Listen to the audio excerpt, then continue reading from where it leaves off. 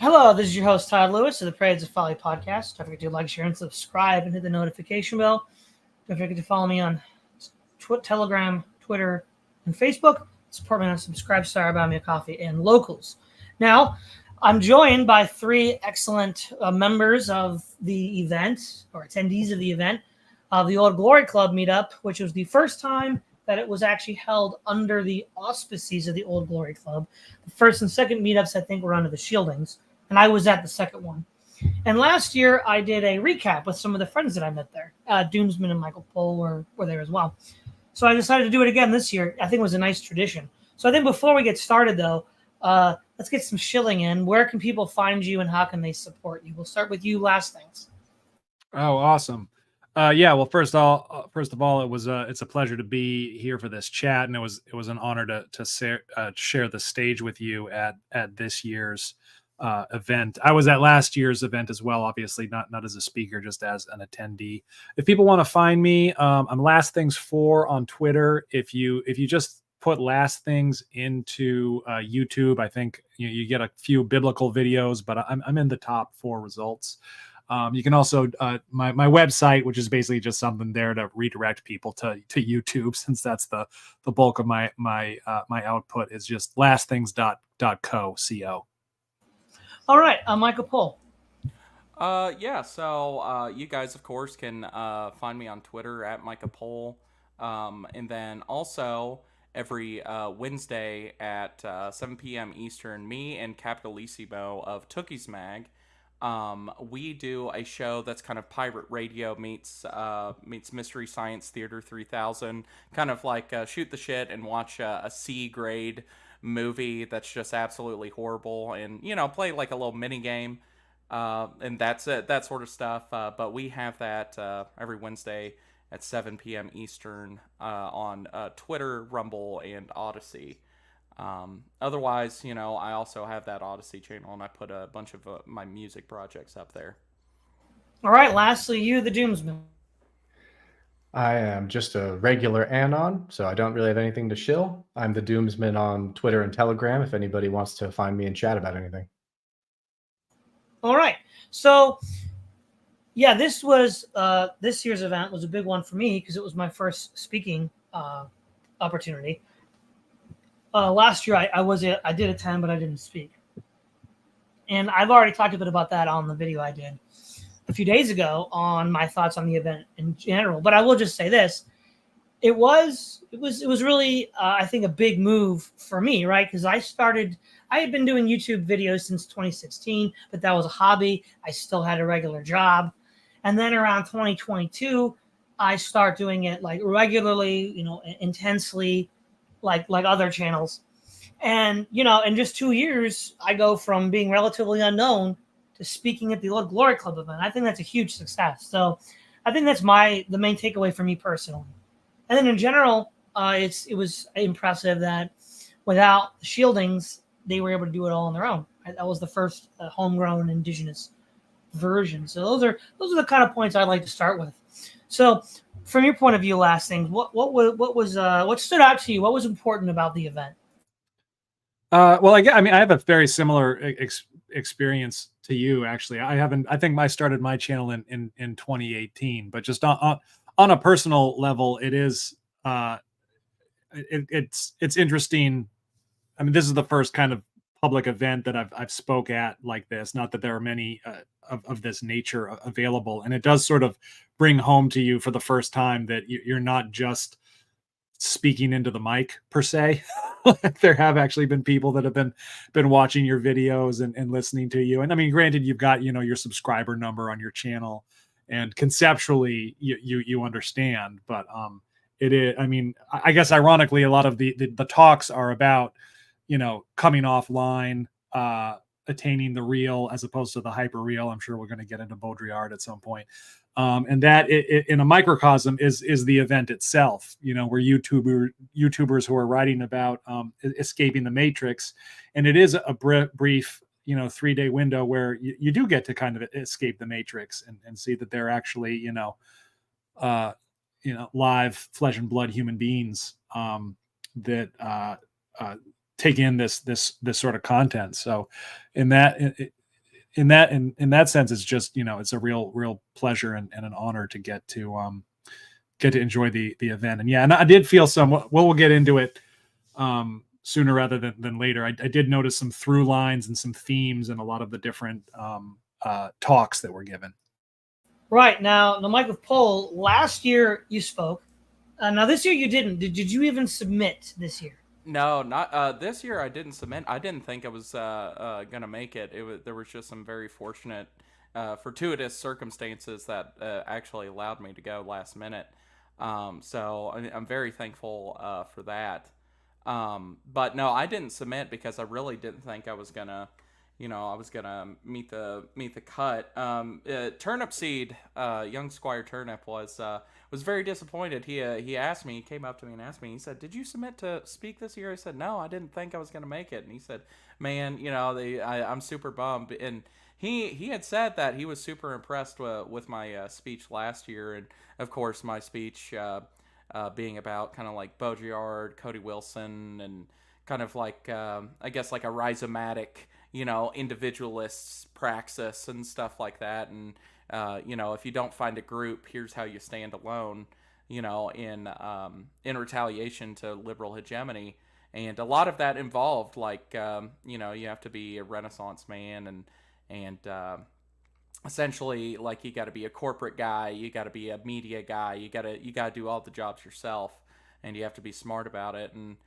And I'm so glad to see, especially this year, Last Things and Utah, kind of taking the ball and rolling with it. And there's like more postmodernists, and I was on the edge of my seat, and I'm like, yes.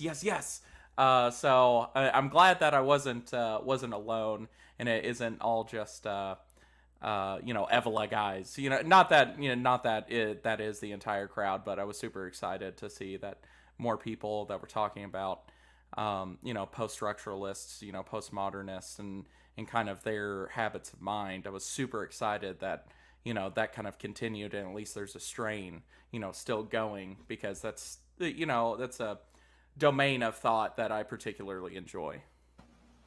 Yeah. So to use an analogy from the Peter Jackson film, The Two Towers, MikeOfPol, you were Merry and Pippin that started the rock slide. I suppose so. All right, the Doomsman. Now I know we had some high-powered, secret anon meetings, but what were your thoughts about the event? So I'll start off by echoing a sentiment that we hear on all of these recap streams, so I'll keep it brief. But it's that the caliber of both the talks and the attendees of these events is incredibly high. It is not an insult to the talks to say that, like, the highlight of the events is the people that you don't expect to meet and the conversations you don't expect to have. So I won't go further on that because everybody says that, but I just thought I would add to that because it's incredibly true. And as for this year, I wanted to hit on, I think Last Things had mentioned about through lines and also, Mike getting into the presence of the postmodernists. One through line I've noticed is a real broadening of our horizons. In one of these streams, I heard someone start calling us the serious right.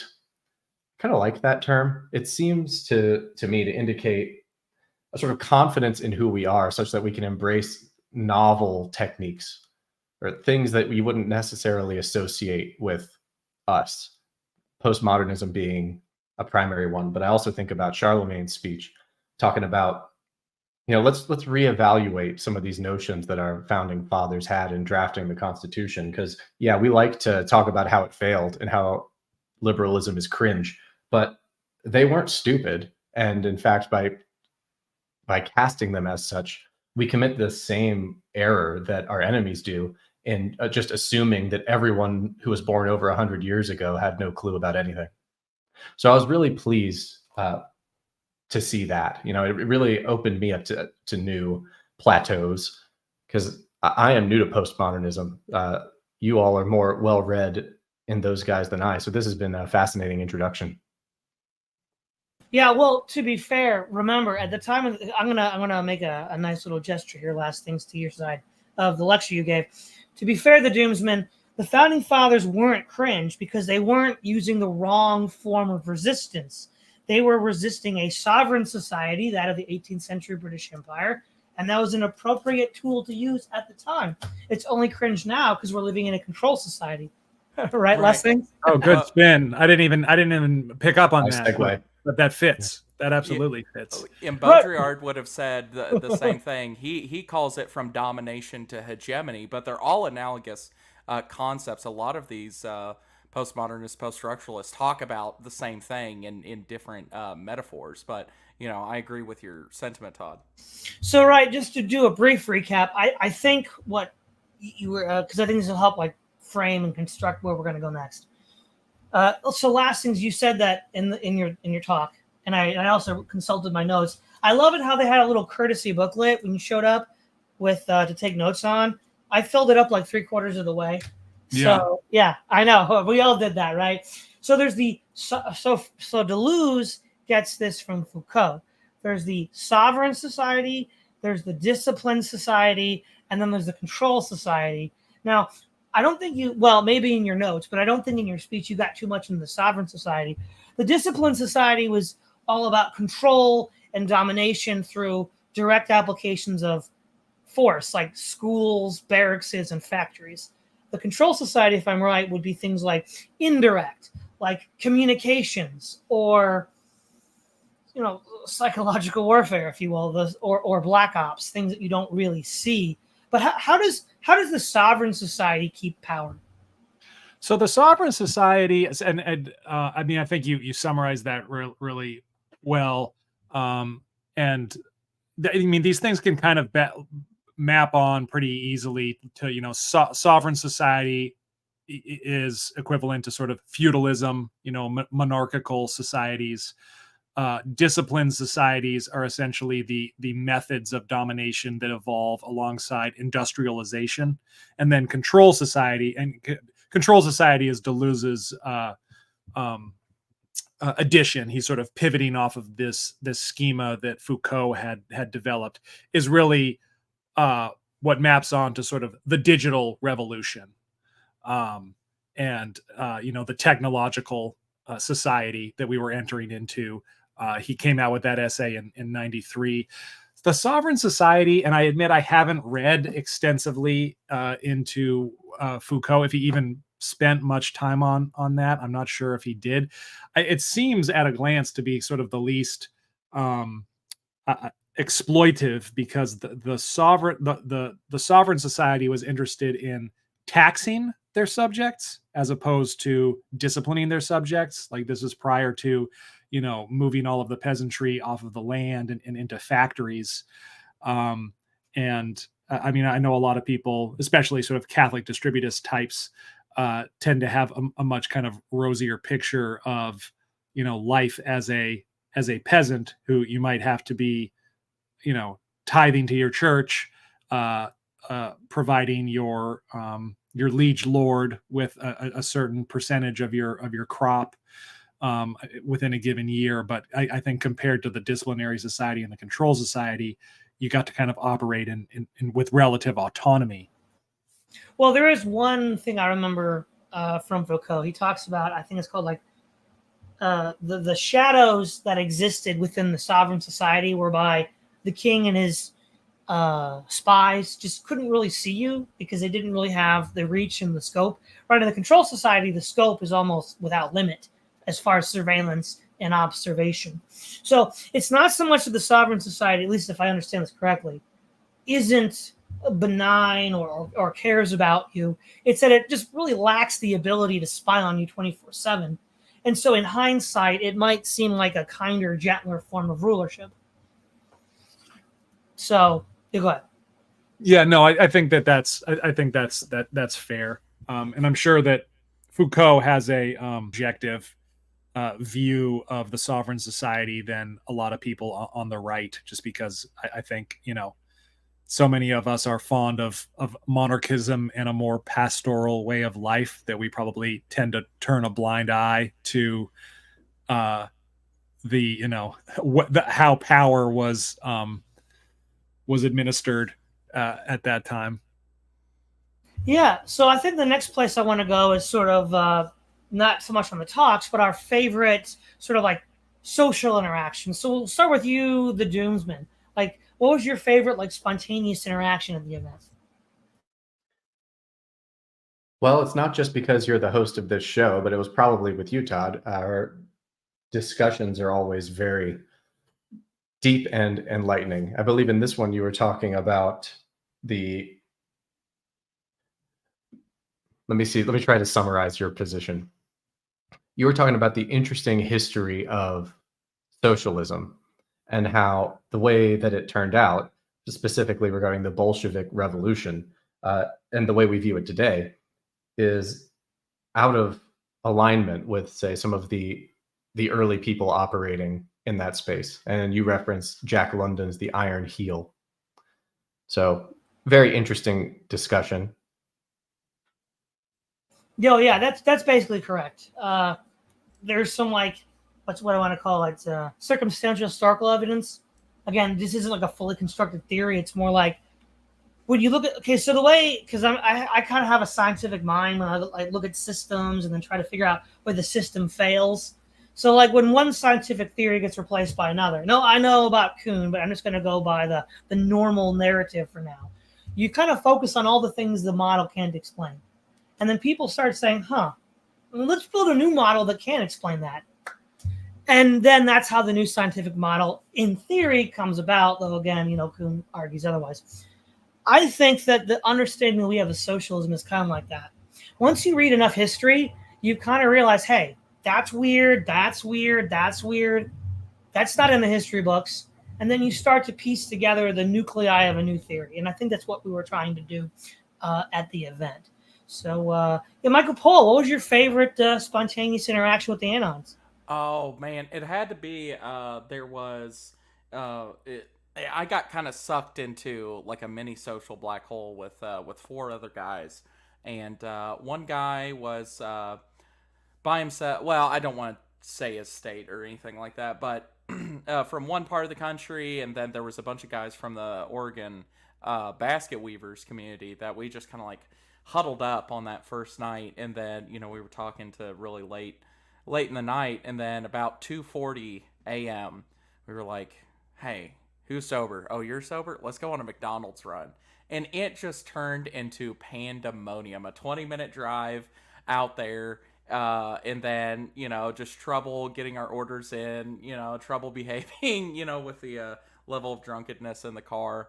But that was probably my favorite little happening was jumping out there and then getting to shoot the shit with those guys, just cutting it up on the way to McDonald's at 3 a.m. as young men want to do, I guess.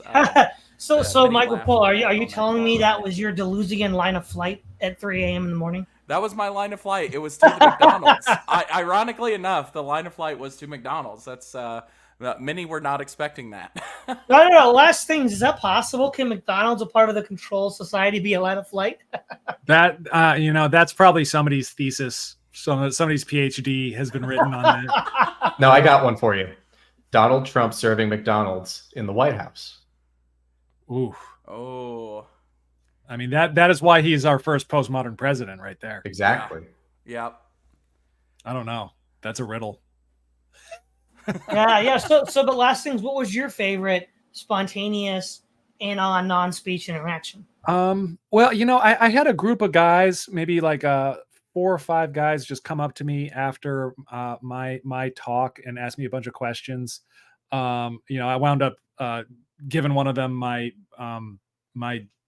notes for my speech, and they contacted me later via email, and they've invited me to a Discord server that they've got going to just kind of discuss some of the ideas. So that's just really great. That warms my heart that these 4 dudes kind of wanted to keep a conversation going as a result of the talk, and I'm really happy to be involved with it still, and that they that they weren't shy about reaching out and chatting with me. I should say something. This is not like a specific social moment. This is just like a social phenomenon that I notice with myself as a speaker. And maybe it's like a PSA and an apology to people, but like I am like I'm an old cell. Like I'm in my 40s. So I'm on the older side of things than a lot of people. And at least once a week, I learn about some channel or some person who's like been around a long time and is extremely popular and is very good at what they do. And I just I've had no idea about them. Like it truly, like I get humbled and humiliated at least once a week, and I'll find out about some new channel and somebody will tell me about it. I'll go and I'll try to digest as much of it as I can and say like, oh yeah, this is great. This is valid. And whenever, like both this year and last year, every time I meet somebody new, I'm so paranoid and hyper conscious that I don't know if this is just like an anon and not somebody that like posts content, or if this is like, yeah, like if this is another speaker or this is somebody I'm supposed to know about. Like the example of this is actually like, I don't even know if I've talked to him about this before, but like, like Jay Burden came and introduced himself to me, and I had no idea about the Jay Burden channel, and like his channel was bigger than mine at the time. I'm just, again, like I'm old and I can't keep up with the accelerated technological singularity of so, like, so real quick, YouTube channels. what you're saying is you're cringe. You're using the wrong tools in the new age. I'm saying that if somebody who's listening introduced yourself to me and you're like, huh, and you like said you're a non-name and you were hoping for me to be like, oh, the such and such show, I love your work. I'm sure your work is fantastic. And it's not, and me just shaking your hand and smiling politely and saying, it's a pleasure to meet you, was not a deliberate slight. Like, I'm so paranoid all the time. Literally every time I was meeting somebody new, I was like, is this somebody I'm supposed to know about? Is this somebody I'm supposed to be aware of? And I mean, Jay Burden and I are good buds now. I hung out with him a lot this year. Another one of my favorite moments is he and I just decided to beat everybody to the bar one night and ran down there early.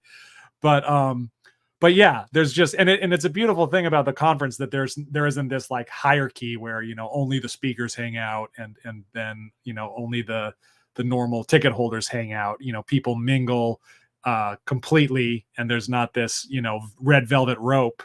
But a side effect of that is that I'm constantly paranoid that I'm going to make a fool of myself because I'm not aware of somebody's well-merited e-celebrity status. So last things, what you're saying is next year we have to have the velvet rope as a kind of like bumper, as bumpers going up on the bowling lane, so you don't make a fool of yourself. No, what I need is like I need to be treated like one of those like politicians who has like the assistant who's just like constantly whispering in my ear right before I shake a hand, who's like, that's the Doomsman. He's such and such. He streams with Praise of Folly, 6,000 subscribers. And then I can be like, Doomsman, it's a pleasure to see you. And then then I don't hurt anybody's feelings, but I need that attaché. You need a Zoomer translator. You need a Zoomer translator. Exactly. Well, I'll tell you, I think I had some similar concerns when I went to the event last year, which was my first one, but it goes away like very rapidly because it is the most genuinely friendly environment I think I've ever walked into. I don't know if you guys had the same experience. Well, I would agree. Like, I think we've all had social interactions on a scale similar to this, where there's been quite a few unpleasant ones, right? But with last year's event and this year's event, there just weren't any, right? Like that was what was kind of unusual in a good way. And we could all think of like family gatherings where something goes sideways or a party where something goes sideways. But here, like everybody was just on the same page in the sense that they wanted to keep this chill and interesting and on the level. And yeah, that's very hard to do. So again, props to everybody that showed up for that. So the other kind of running gag tonight is we're going to try to keep everything under the sort of like rubric of Deleuze, with discipline and control societies. So that'll be sort of our running gag, which I've been running with for now. But so let's see. Okay, yeah, you mentioned earlier last things, the idea of general like trends or themes within speeches. So for me, it seemed to me that there were basically three types of speeches. There were theory speeches, and of course, you and I are good examples of the heavy theory, also Charlemagne. And then you had more like narrative speeches, which would have been like Prudentialists, the Distributists. They're just telling stories, right? And then there's I guess you might say the call to action, which would be more like Orrin McIntyre and I'm trying to think of a good one for that. To some extent. Peter Sear. What? Peter Sear. Yeah, there you go. Thank you, Peter Sear. And I think those are the three. Like, would you agree, MikeOfPol, that that's the broad classification we can use? Yeah, that's my thinking exactly. All right, cool. So, now again, that's not to say that there weren't some talks that had a little bit of all three, right? But I think some were very focused and were just the one thing. Some were maybe a little more broad, but broadly speaking, those are the three categories that we can use. So, Todd, I think not to interrupt. Yeah. I don't disagree with your schema or what you're pointing out here, but that was a bit different from a dichotomy that I noticed that I thought I'd throw out there. Yeah, sure.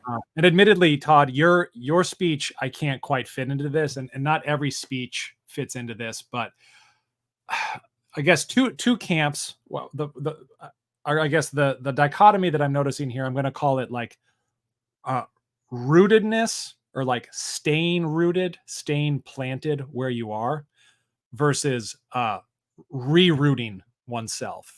And so the rootedness talks I thought were both Stephen Carson and George Bagby. Both of them fine, upstanding Southern gentlemen who I think are very much kind of tied to their regional identities. And yeah, I don't know where to put yours, Todd. But sort of this, especially Bagby's, I think, was this call to not be moved, to not leave. And I do think that his family, he has a history that goes back into his part of the country for several generations. He himself is a historian. It's kind of hard to imagine him in a different context. The rerouting, I think, or we might say, becoming the nomad, to stay deluging about it, would be both myself and Peter Sear's talk. I mean, Peter's talk is literally about like forming new communities and how to do so in a way that's sort of like, structurally, legally, spiritually sound and likely to succeed and last. But there is something, and I to make it clear, I hold Stephen Carson and Bagby in immense respect. So I don't mean to set these things up as being essentially like, incommensurable with one another, or they can't be reconciled. But there does seem to be, and I guess I just noticed these as two camps of thought as well within the dissident right. There are people that want to kind of hold fast and stay their ground and dig in. A lot of those people tend to be Southern and not Northern, which is unsurprising since the North is much more of a sort of, ground zero for, liberalism and technological acceleration. Whereas the other camp are people that feel like we are at generation zero at this point. Numenor has sunk to the bottom of the ocean, and the best that we can do is like try to establish Gondor. But like Gondor is not, what is under siege now cannot be saved. And I don't know if you'd agree with any of that, Todd, but that's one thing I thought I'd bring up. No, yeah, I love the Numenor Gondor analogy, and I do think that that's a different divide, and one that I definitely saw where, yeah, you did have people who were like either stand your ground or do something new. And well, to be fair, last things, your speech also doesn't fit very well into that schema because you weren't really telling us to either run or fight. Though, well, I guess you were telling us how to fight, but that's not quite the same thing as Bagby standing your ground. I think also though there's basically there's a disconnect at a basic psychological level between, as you said, those men that either I think so Bagby's from the South and Radlibbits from the West, Missouri, who have something, and then those that don't. And it creates a sort of disconnect in expectations. Because, right, if you already have something, there's a lot of stuff that's just second nature to you that you just want to like go from there. But if you don't have it, and your heritage hasn't had it for a long time, well, that to you doesn't seem like a very reasonable thing, because it's like, well, hey, I'm here behind enemy lines. I can't really do this right now. The Doomsman, what do you think of that distinction? I was thinking about the degree to which those things are in conflict, and I suppose it depends on how you look at it. I guess because it's the running theme, I'm thinking about nomads in the Deleuzian sense, and also you brought in Tolkien references, so let's run with that. We would say the hobbits are your quintessential rooted to the earth types, like our southern friends, you'd probably say, right? But I find it interesting that they're also imperceptible to Sauron. I mean, he didn't even know what the Shire was prior to interrogating Gollum, right? So Yep. I feel like there's a synthesis between you can synthesize the dichotomy that you presented last things, that perhaps the rootedness is a mechanism of becoming invisible to the control society. Yeah, I don't think that I don't think Deleuze necessarily means it in this way either. There's nothing about becoming a nomad that implies this nomadic in sense of like movement. I think that could be a little bit confusing, and I think Deleuze might even find something kind of nomadic and admirable about really doubling down into a kind of regional, local identity and tradition and heritage. So I don't think it's necessarily anti-nomadic to do anything that Carson or Bagby would be advocating. I guess and again, I admire both of these men greatly, and I hope I'm wrong. Yeah, I was talking a little bit just with Dave the Distributist about this recently. I have when I think about putting down roots or rootedness, I think my new litmus test, or something I ask myself, and I certainly don't live where I want to be rooted indefinitely and ultimately, even though I have a young family. I ask myself the question, like, do I know another family in my community where if their like son grows up to marry my daughter, will I be okay with that? Essentially meaning, like I feel good enough. It's not just my family and my family's values and my family's sort of, centeredness and rootedness that is at stake. And I have absolutely no real picture of what, Bagby or Carson's, situation is vis-a-vis their communities. But I often meet people that seem like they have their house in order to a great degree, but they might just be this sort of singularity, and if your rootedness does not involve at least, I don't know, like five or six additional families that are sort of on the same page as you are in terms of like, this is where we're staying, this is the sort of cultural values wherein we plan to raise our kids, then that rootedness, despite how sincere and authentic it might be for you as an individual, it's not going to last past its initial generation. And I mean, I'm probably sounding terribly pessimistic, but I think that's my concern a lot of the time is, I almost feel like you need like Bagby, and I want Bagby to thrive and survive. But someone like that almost needs like a Peter Sear to come and just like establish one of these like, Orania style communities, like on top of where he's rooted. if he's gonna like one of those barracks in StarCraft that just drops out of the sky and like suddenly he's barricaded and we don't have to worry about him anymore. Right. So I think to sort of maybe bring a little more clarity to this sort of latent distinction you're making last things. I think you're correct in this sense, TheDoomsman, that it's not an essential contradiction or conflict, but I think it's a sort of like informal one in that when people who, as you've said last things, appear to have their house in order, say go do X, they're saying go do X from a certain position that many other people aren't in, and it just doesn't make sense to them. It's like you spoke to them in another language. Well, they just lost the plot.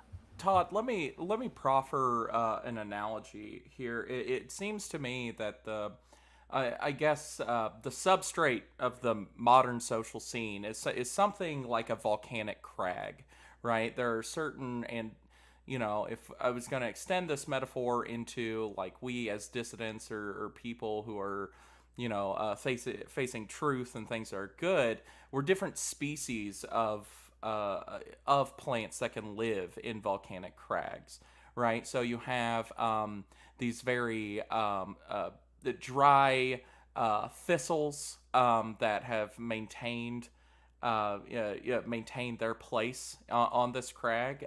So that would be something like the people who still have their house in order and have a rootedness, right? But it seems to me that there is want for, after the volcanic activity has died down for some amount of time, there is want for moss to actually start breaking down and slowly deteriorating this hard rock, so that eventually trees can grow on the hillside.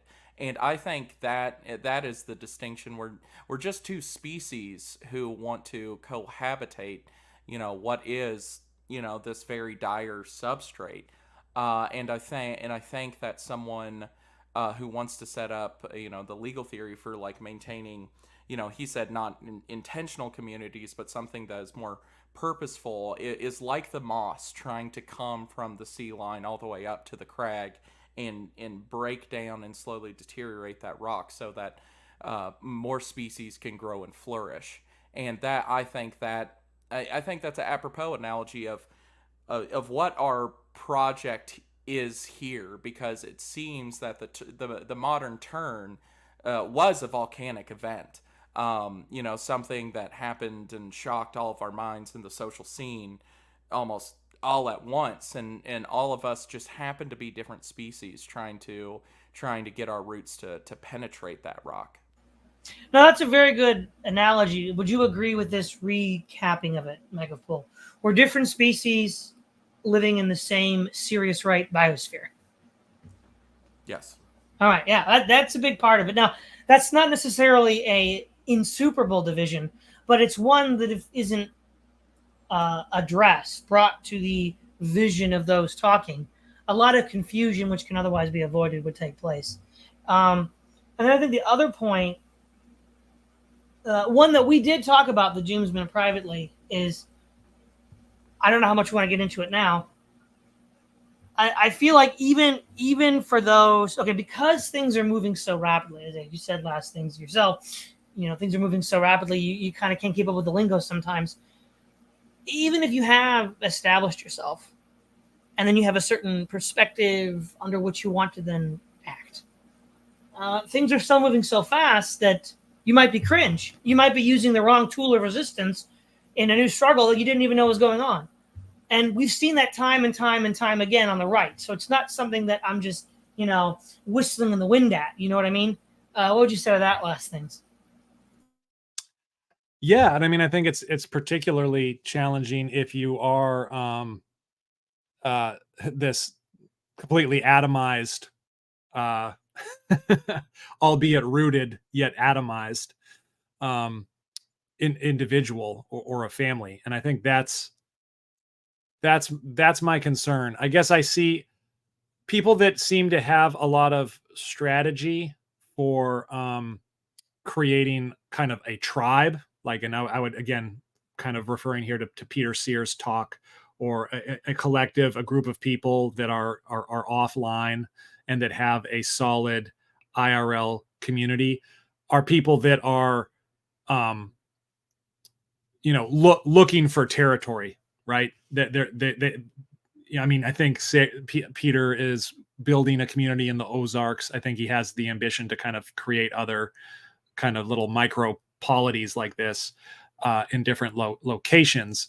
But I have yet to see that kind of ingenuity from people who are already kind of wedded and embedded to a place. And I mean, maybe those are just very, people, not just people in different circumstances. Maybe Peter's from a more sort of, rootless cosmopolitan background than someone like Bagby, but it also just might be temperament. And in that sense, maybe there does need to be some sort of marriage or reconciliation or synthesis between these two types of people, these two types of speakers that we saw. Yeah. Would you agree with that, the Doomsman? Yes. Sorry, I'm still kind of mulling over what I just heard. That's okay. It's okay. It's pretty high power stuff, and I'm sure you would agree too, right, Mike? Oh, sorry, I lost my mute button. Yeah, I would broadly agree, but yeah, I mean that's kind of the reason why I brought up the the volcanic obsidian crag analogy is because I think I think that I think these people who are the reestablished roots, reroot category are people that I think would be done a great service to be pointed in a fruitful direction by the people who already have this rootedness, like a Bagby or a Radlib. I see it as these people who are the dry thistles, the dry bushes that are still there, who have found a way. For one, they're kind of this this testament that many can if the soil is made softer, and I think that's the synthesis. This is the reconciliation between these two categorizations of people that spoke at the event in terms of rooted or rerouting. I think broadly, I think Radlib is very good on this point. Even his speech at the UK event several years ago, where he spoke about kind of the Christian revolution, how Christendom took power over Rome, and I think he has a sense of direction because of that rootedness. That I think is an insightful point to point other people who are really high energy and wanting to be an earth mover. And that's something I think is a white pill. It's like these conferences are where it's going to happen because these people, come into intimate contact and their ideas, rub shoulders together. So I think we're right on the cusp. If I'm going to be super white pilled about it. No, sure, that's right. Oh, go ahead, Lessings. Sorry, that was me. But what you're describing makes me think of the way civilizations actually form. Because you begin with your Mannerbund, right? You begin with your like male warrior elite who rolls in and subjugates the territory. But a bunch of warriors does not a civilization make, right? I mean, for one, there's no women. So it sounds like what we're kind of describing is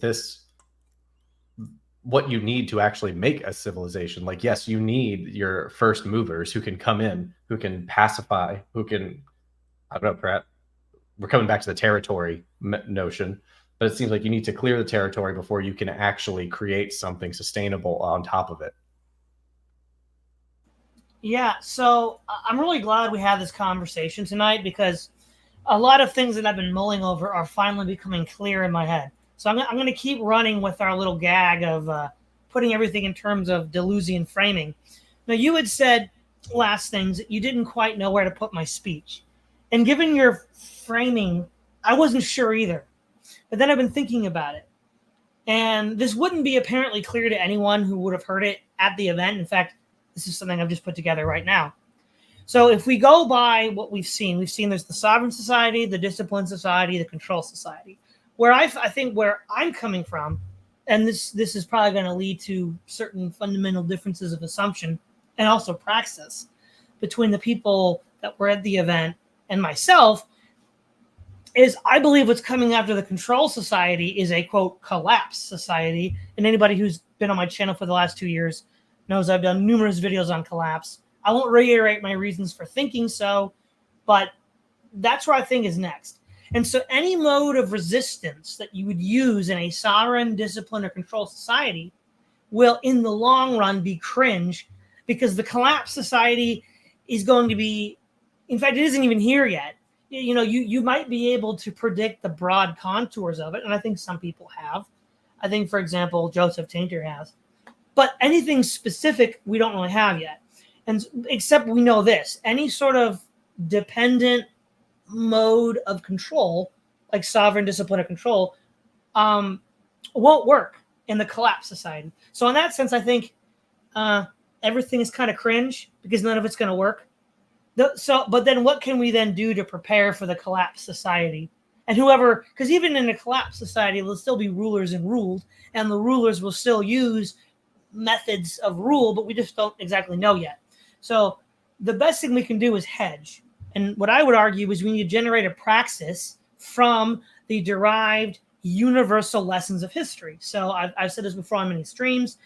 If you go from the very beginning of recorded history, Menes, the unifier of Upper and Lower Egypt, down to at least industrial civilization, because things get a little tricky. But it still works if you look at it, if you just frame shift. There are certain things that always work, regardless of race, religion, sex, age, geography, or time. Those then become the core for a kind of praxis of resistance in the future. This might sound a little vague, but do you kind of get what I'm getting at, last things?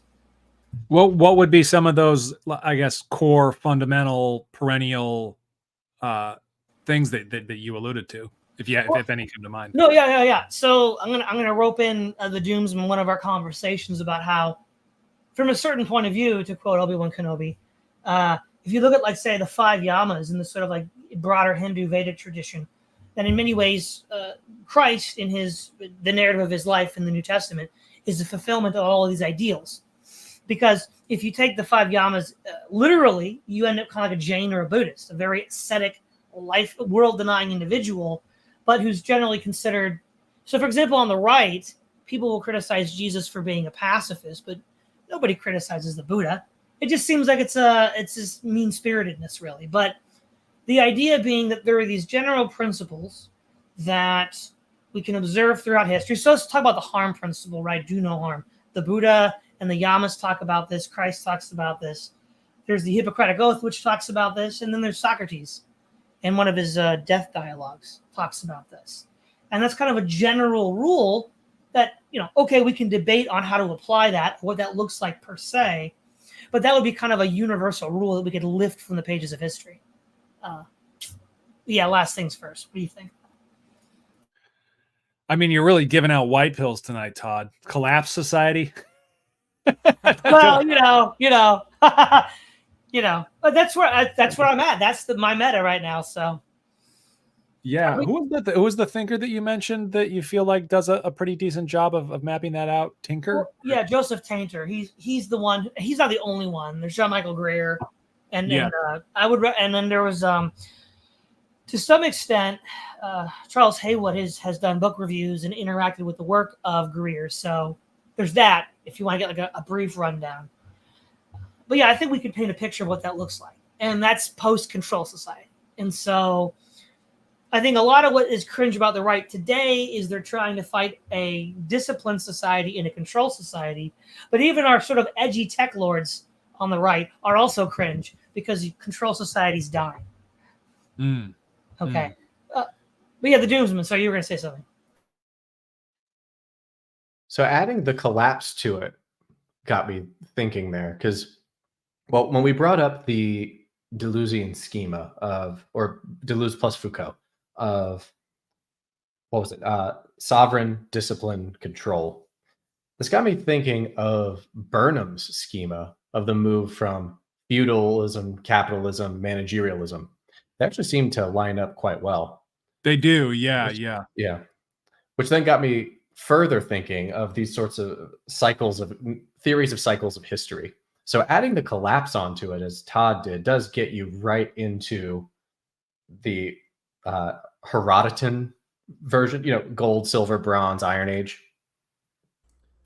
Yeah, So Todd has basically reinvented Kali Yugic theory by other means. Indeed. Yes, That's right. yes. Yes, we're back at the Kali Yuga, exactly. So how does one? Yeah. So what I'm saying is, after the Kali Yuga is the age of heroes. So we're actually not that far away, guys. That's what I'm saying. But the Kali Yuga is very long, though. Yeah, well, we've been in it for a while, though, right? So. Yeah. I do believe, I have to believe this for the sake of my children. I do think that we're in winter, but I think that we're in late winter.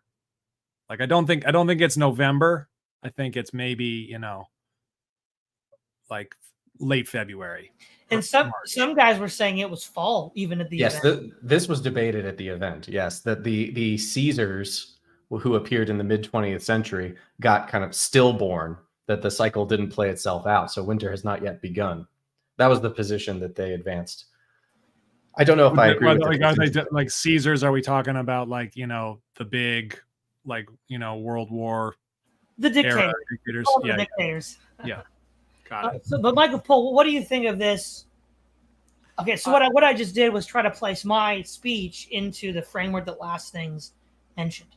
So I would say I disagree. I think your speech is of the Moss category that I kind of elucidated, of the rerouting, because I think your analogy of the Citadel, where you have layers of Centurion at different levels. It seems to me that kind of the practicum of your speech is more pointed to a rerootedness. I think it's regardless of. I think regardless of the. Let me think of how to put this. I think regardless of the meta schema that you're talking about, whether we are going into a post-control society and into a collapse society, what stage of the Kali Yuga we're actually technically in, push up your glasses. I think that the broad push of your speech and many others does fit in the same vein, where you're trying to soften the ground. And your idea of softening the ground is some sort of citadel process where there's a practical effort from the citizens of the interior to have something that's more devoid of technological society. And the layers outward of the onion are interface layers that are meant to be an immune system. I think that is a practical step towards making roots permanent. So I'd put you broadly in rerouting. So I would kind of disagree. I think putting yourself outside the frame is a little bit unfair. All right, no, that's fine. I think also too, there's like different meta levels of analysis because there's also just like what I actually said, but then also like the mindset that I had before I wrote it, which is bigger than just the talk itself. Because when we had that private chat with a couple other guys, the Doomsman, and we're talking about, is it time to act or not? That might have been after Orrin McIntyre's speech. Part of the reason why I took the position I did was the kind of modes of action that you see many on the right advocating, I think are a mismatch for the future society that's developing. And so because the future society that's developing is not quite clear enough, I mean, we have to do something. I don't mean just, do nothing. But the doing something would be more this abstracted perennial praxis rather than something very specific and grounded, like, I don't know, a political rally or whatever. The way that these things, I think, will obviously transform if if your theory holds, of collapse society, truly coming and coming like a wrecking ball, to borrow a phraseology from Miley Cyrus, is that there's actually these things will be, I guess, rhizomatic, right? It's the old Glory Club as an institution, if it proves itself to be anti-fragile, like I think it will, will transform into something that will be perennial, in my humble opinion, just because it, what stays is the bonds between people, and I think going after something like a mutual aid society, angle and inspiration for forming the project. I think what's more perennial than that. It'll probably change forms as things get worse or better, and probably for the worse. But I don't agree that all of these people that are super hungry to take some sort of action, whether it be organizing or whatever it is their project want to do. I don't think there's a lot of mismatches in my humble opinion. I think they'll evolve and change as time requires. Okay. Todd, Yeah. Just to jump in here, Yeah. I think one challenge for me, I guess it's something I'm still thinking about and mulling over, because I certainly have civilizational concerns writ large, but something that Deleuze is not necessarily that helpful with, at least not for me at the moment, is I do think that his model of the state versus the nomad war machine, or that which escapes the control society, is Deleuze, by my reading of Deleuze, is that he always has this pessimism for the many and this optimism for the few. So the nomad war machine, or the nomads, those that have taken a line of flight and succeeded and achieved a true escape from society, whether that be sovereign disciplinary control, is always this just sort of few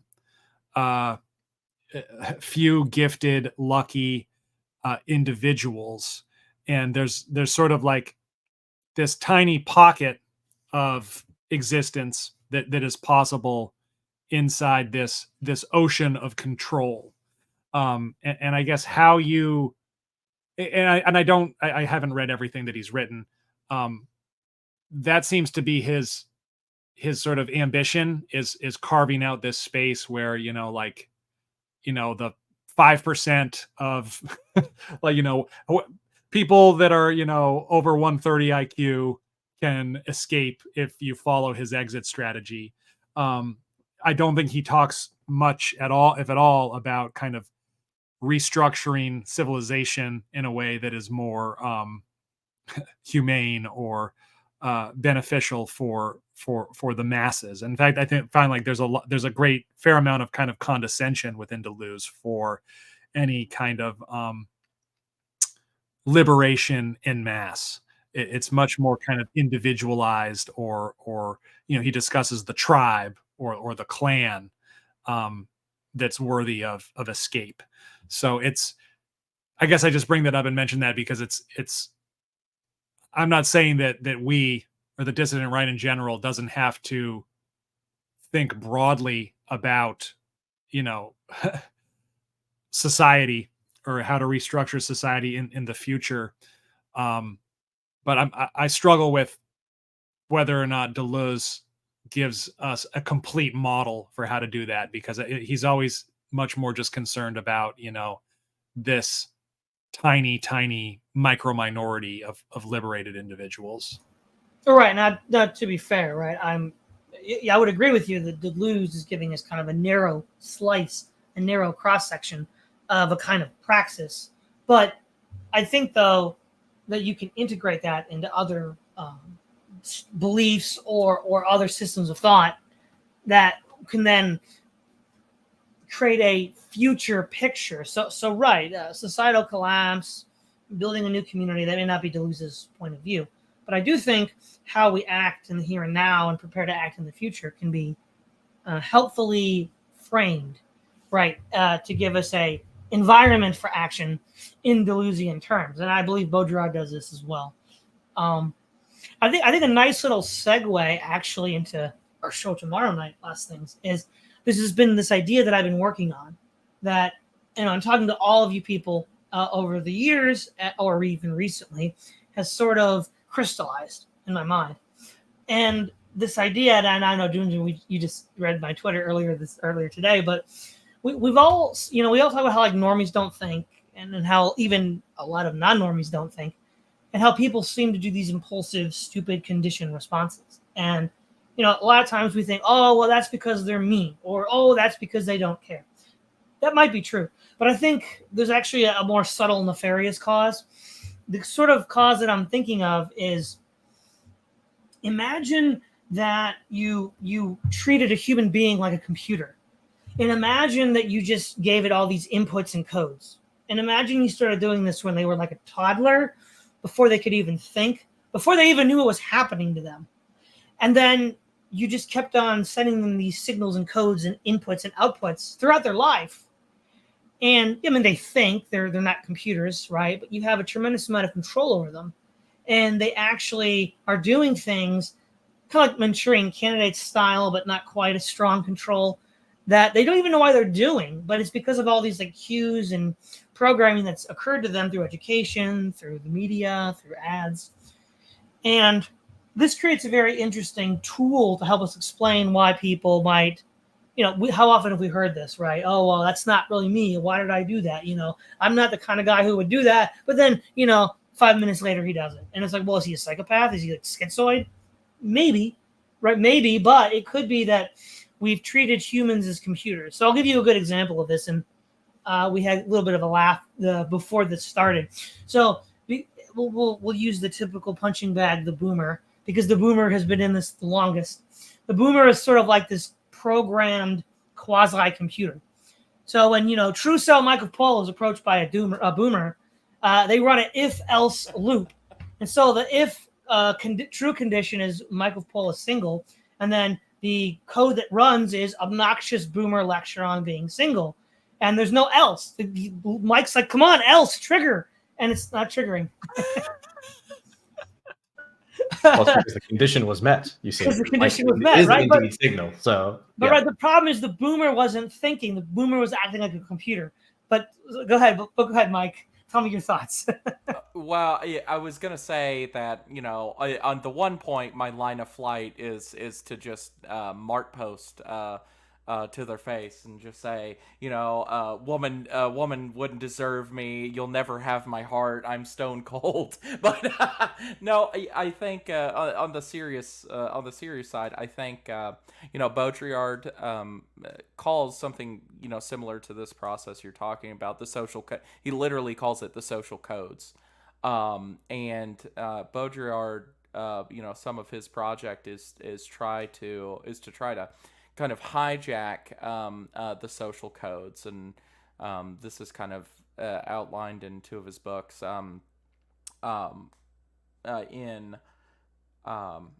In Fatal Strategies, and also somewhat in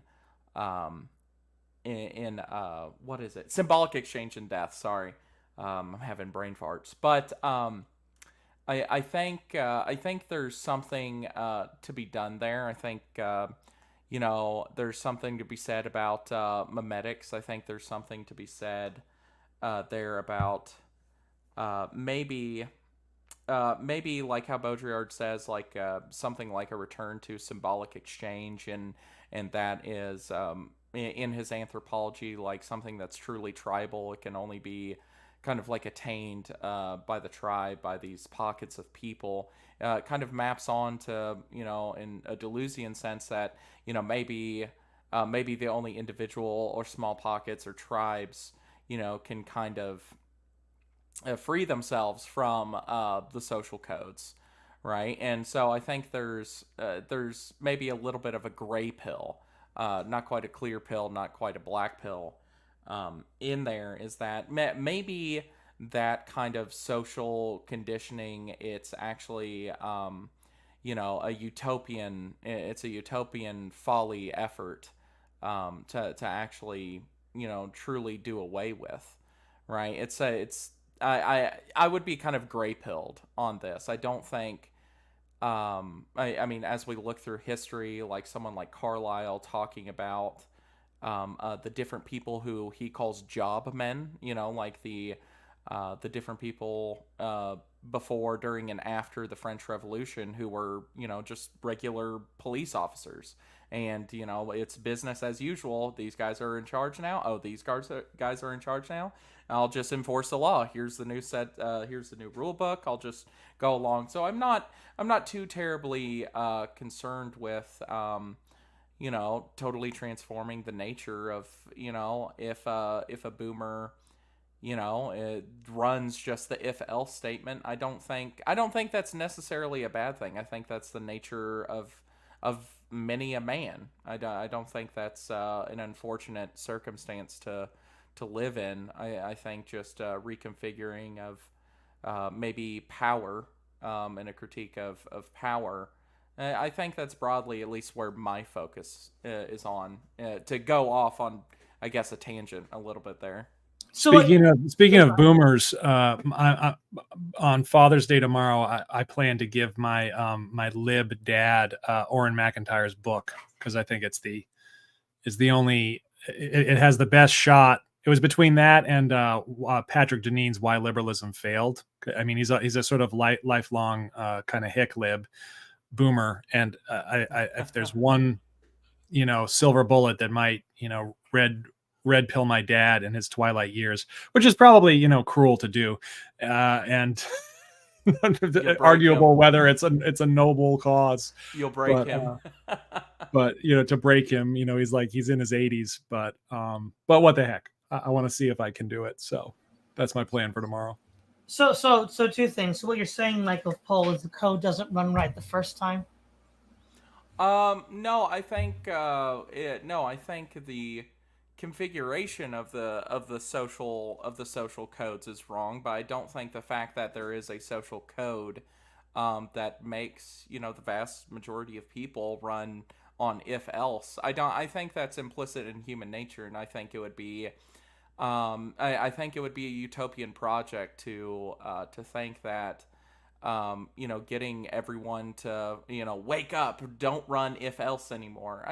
Does my plumber, who is a good Christian man, does the fact that he will, no matter the configuration of the rest of the world, run on if else, is that a damning of his character? I think no. I think the social codes themselves need to be played with and reconfigured by what will have to be great men of history. But I don't think I don't think the fact of the matter that human nature, for most people, searches for a social code. I don't think that's vetoable, if you will.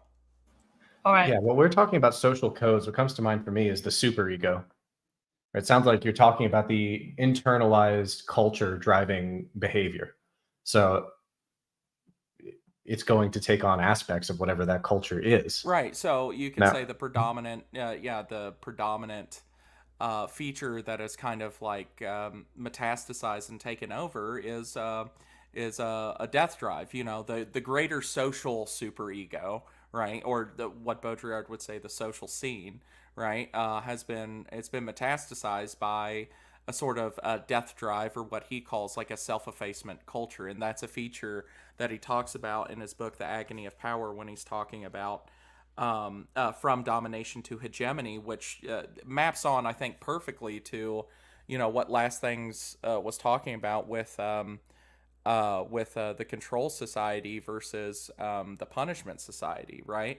I think that that metastasization of like a death drive onto the larger social superego is the part of the social code that someone with great power, and will to change that part, will have to do in the Age of Heroes, right? And to tie this all up in a bow, I think that will be the task of the Caesar or the Age of Heroes, is kind of to defeat this metastasization. Well, I think we're talking about the Ubermensch in the actual Nietzschean term. So I was thinking about what Last Names was saying about the fact that Deleuze doesn't give a way to revolutionize society or something like that.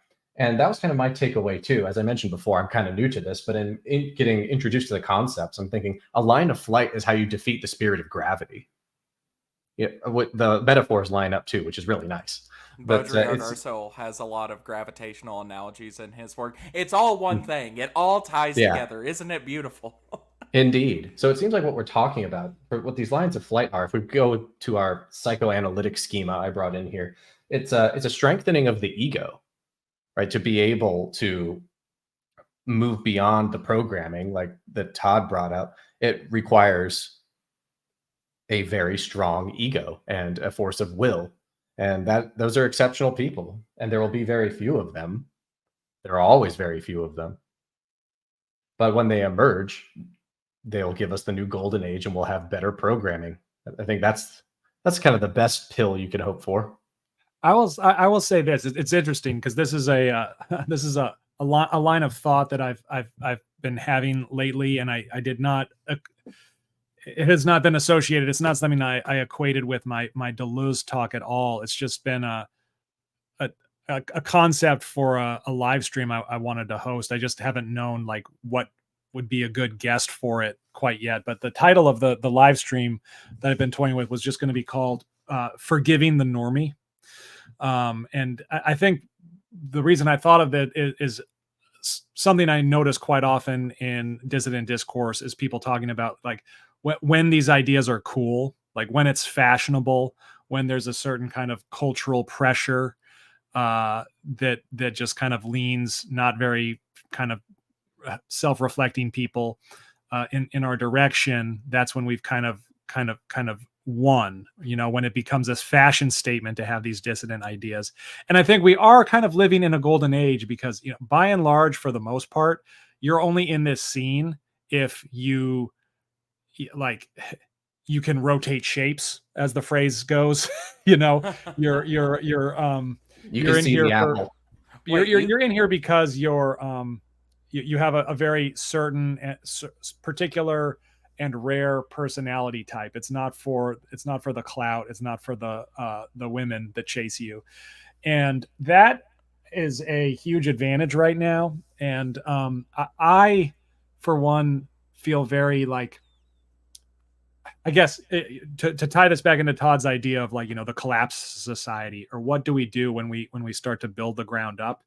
And I could tie this into some ideas of Plato, but something that would be great to build a new society on is a society which can truly has a way of differentiating the normie from the, I'll just call us shape rotators, to be very prideful about all this. All of this is, everything I'm about to say is very narcissistic. But one thing to point out is that it's not just a matter of intelligence. It's not an IQ test.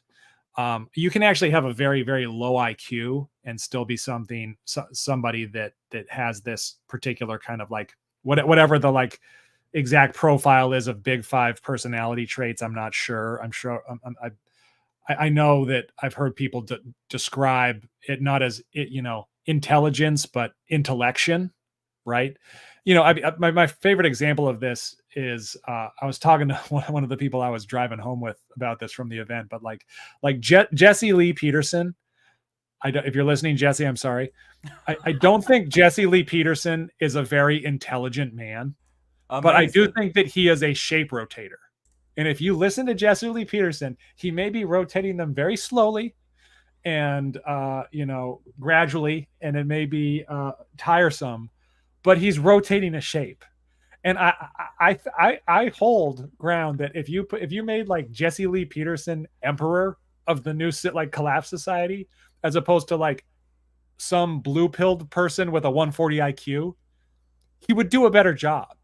And so, like I think it was Plato, and I don't remember the Greek words, but he had this idea of, there are those that are born with their third eye open. There are those that are born that can have their third eye open in life. We could kind of equate that to being red pilled, right? And then, but there are then there's the masses of people who, it's not just that their third eye doesn't open, it's that they do not have a third eye. And I think that, like when I hear people talking about just like, oh, like I like the fact that right now, as things stand now, I can distinguish the normie from us, because there's no normie who's like aping our ideas for social capital, like for social gains. So things are never going to be as clean as they are now. And, a society that could, I mean, this is kind of what Plato talks about in the Republic. You test for children that have this predilection to philosophize. Like they have the potential to be the philosopher king, like the gold-souled people, I believe is how he's describing them. And those are people that you set apart. And I think something that, it's not a matter of IQ. It's a matter of the quality of intellection, and a new society that could differentiate that quality in people is, I think, a society that would evolve in a healthy and proper direction. When I hear people talk about it, I kind of like, I'm reminded of the end of like Inglourious Bastards, when like Christopher Waltz is about to, get off scot-free, but then Brad Pitt is like, but are you going to wear that uniform? Are you going to wear that uniform every day? And like, that's how I feel about the normie. Like, if the normie is going to enter the new world, then they're going to have to wear the normie uniform so that like other people can like pick them out of a crowd. Like, right. I don't have to like sift out the normie at the OGC conference right now. I know that everybody I'm talking to is cut from the same cloth and has the same sort of cerebral nature as I do. And that's, that is a blessing. And I think people need to think about that. And I probably sound very, totalitarian at this point, and I've talked too much. But no, you sound incredibly based. Do not forgive the normie. That's my PSA. All right. So again, so I don't mean to take this into a whole nother hour-long conversation. Only as a possible bridge to tomorrow night, or maybe a show that I'll do later. I'll just say this on my part, that I think we might be equivocating on the term code here, and hopefully that can be explained at some future point. But I do think this, right? First of all, we need to figure out, right? You used a very creative schema here, last things, for the different modes of resistance that Deleuze talks about. The runners in Netrunner, the anarchs, the criminals, and the shapers. So what are we? I'm going to go first. I'm definitely a shaper. I'm an idealist. So last things, who are you? Oh God. I'm trying real hard, Ringo, to be a shaper. Real hard. But no, I know. I think ultimately I'm a shaper. Yeah, I'm a bit of an idealist as well. All right, MikeOfPol, which of the three classes of runners are you? So the second class would be the mercenary, correct? Or what? Well, there were the anarchs and the criminals. So the anarchs are kind of like anarchists and terrorists, and then the criminals do it for money. Well, I would have to say, I would say it in the same way last things kind of left a hanging question, kind of invisibly in the air. I want real hard, or I want more than anything to be a shaper, but I don't think that's in my nature as of yet. I think I'm an anarch, quite possibly, because I think, to borrow another, ham-fisted analogy from Deleuze, I think, my inspiration from like rhizomatic things, I come broadly from, the gun 3D printers and that sort of movement with with Cody Wilson, who I think is kind of the prime anarch, and I can't help but feel inspired to kind of rhizomatically spread tendrils into every domain to hopefully mess with the social codes, because I think any dimensional shift we can kind of see on the chessboard of the social, I think is good. And yeah, at least where I'm at right now, I'm, find myself frustrated, and I think it's in my nature to be an anarch, unfortunately. Okay. The Doomsman. I think I was comment on something there. I'm not sure Cody Wilson is an anarch. I think he's somewhere between a pirate and a shaper. Yes, I would say that as well. You can see that in his interview. He had a 13-minute CBS interview where it was quite clear he did have an evolution from his kind of his trollish beginnings, where he was talking to, I think it was a Peter Druckpol. I mean, just the most arch liberal. Look at his smug face as he dares to interrogate a man that has built a project of his own will, taking on the State Department, all the, if you're at all familiar with the story. And in that interview, Cody did say, like, look, I'm a friend of liberty. We're builders. We follow, every law.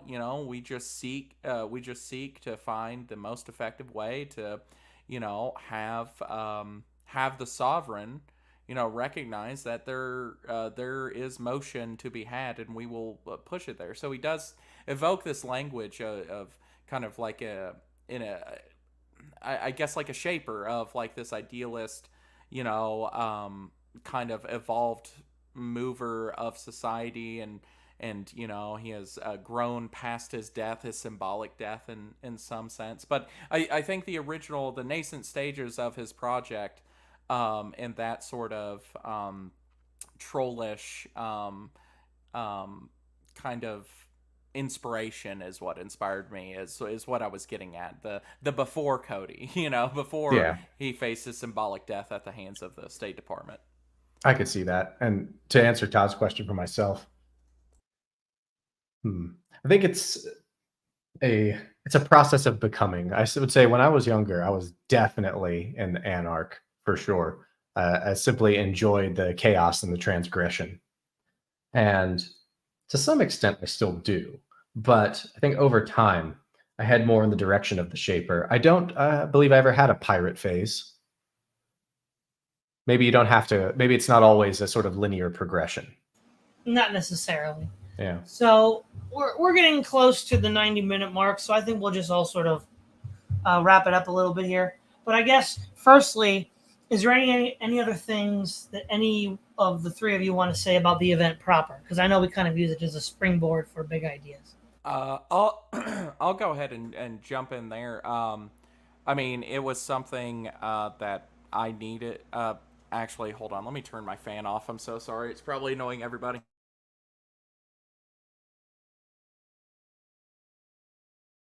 My apologies. No, I'll say that I think that the event was something exactly that I needed. I've had a rough go of it here recently, and so kind of reconnecting, with all the people, and then meeting, that I've met at previous events, and then meeting all these people who have never attended, and in kind of engaging in that kind of ecstasy of communication, a fire hose of new information, and the formation of new friendships. Especially because like the speeches are one thing, but I mean the connections and the projects that you sort of like take on with these new people that you meet, and eventually, hopefully a lot of these projects come to fruition. There's a lot of great networking that's happened. Like every time that I've met wonderful people that I'll be friends with for the rest of my life. At every single event. So, I mean, that's something that's, it's of an incalculable value. Just to speak of the event itself, I can't imagine my life without having gone to these events and made so many, great friendships. All right. The Doomsman. Any other thoughts you want to have on the event? I feel very similarly to Mike about it. They're absolutely the highlight of my year. And one thing that I walk away from it thinking is, like, this is a wonderful event. There is no reason we can't have this all the time. I mean, granted, we can't just like necessarily sit around and like philosophize bad ideas around all the time, but we're not asking for much to have this kind of society and social milieu in which we can just have these discussions and have friends close at hand. It is achievable. So I keep that with me going forward to think like we've had a taste of it. Like this is what we want. And so we'll go get it. All right. Last things. Same question. This is not an answer to your question, but I just have to share this. That the Discord group that's discussing, postmodernism and how it can be used for the right. Mike, I don't know if you're in this group or not. It's the one I was mentioning that I got invited to, but it's on my other screen, and somebody just posted, Rick Roderick does intro videos to many of the postmodernists, and I choose to believe he is MikeOfPol's dad. Oh my god, that is funny. I did have kind of like a squib start when I started doing content on my Odyssey channel, where I did something called the Homework series, which I'll be going back to. But I did cover Rick Roderick's lecture on Baudrillard in particular, and I think that series he did, what was it called, The Subject in Crisis? I think that whole series of lectures is just amazing. Rick Roderick is he is a large inspiration to me, even though, he's, he is who he is. But I think, the way that he can, summon some of these analogies or funny quips is so good. Like, for instance, just from that one lecture I was speaking of, he had said, about, Baudrillard's hyperreality, he had this little quip where he said, it may be a revolutionary in the act in the future for one day you to come to your spouse and say, honey, why don't we make love tonight? But let's just not get in the virtual reality sex machines. Like, I mean, just amazing stuff. I do really like Rick Roderick, but no, I'm not in that Discord. I would very much like to be, though. Yeah, and for those who aren't in the know, Rick Roderick is a I mean, he's passed now, but in the 90s he did a bunch of teaching company lectures. He's a bit like Southern philosopher, a tenured professor of philosophy, and he just basically takes all of the major postmodern philosophers and does a lecture on them. But it's like Foghorn Leghorn teaching you about Michel Foucault. It's like that's how thick the Southern accent is. It's so, but he's very charismatic, and it's quite good. Just try to find Rick Roderick if you can, people. No, I second everything that the Doomsman said. It's the highlight of my year. It's such a catharsis, and it really is something that seems like it should be something that we all experience with greater frequency and ease just in our our routine lives. So, let's all just keep trying to, bring forth a world where that's the case. All right. I just have one thing to add. So, last things. When are we going to get the 7-hour 3-part Delusian breakdown? I'll watch every minute of it. I swear. You know what? I have a 3. So Old Glory Club is going to publish the full talk in their Substack. I'm just cleaning it up for them. I'm going on Oren McIntyre on, I believe, Wednesday, and the talk is a bit of a prelude. I have what is at present a 3-part series on Deleuze and Fight Club, because I always pair some idea with some movie, and that will be out by I should have the first one out by the end of June. All of them will be out by the end of summer. All right. But hopefully it's not 7 hours. Oh God, maybe. No, that was just somebody joking after the talk. in one of those private convos. Now also, I guess last things, we have a show tomorrow at 8:30, right? p.m. We do, yeah. So everybody can tune into that. To be continued. To be continued. So on that cliffhanger note, everybody, thank you, the Doomsman. Thank you, MikeOfPol. Thank you, Last Things, for being here tonight. And thank you the OGC organizers, for a lovely event. This is Todd Lewis, Praise the Fly Podcast, signing off.